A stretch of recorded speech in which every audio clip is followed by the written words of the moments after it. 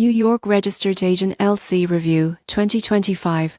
Is it worth the price? If you're forming an LC in New York, you need a registered agent, but is New York Registered Agent LC worth the investment in 2025? A registered agent is required by law to receive official documents, legal notices and state correspondence on behalf of your business. Most people get this wrong. They assume they can just use a personal address, but using a professional service ensures privacy and compliance. You won't believe what happens next. New York Registered Agent LC offers same-day document scanning, email notifications and compliance alerts, keeping your business organized and reducing legal risks. The service is priced competitively compared to other professional agents in New York. It includes mail forwarding, compliance reminders and support for the LC filings. The main advantage is peace of mind. Missing legal notices or failing to maintain a registered agent can result in fines, penalties, or even dissolution of your LC.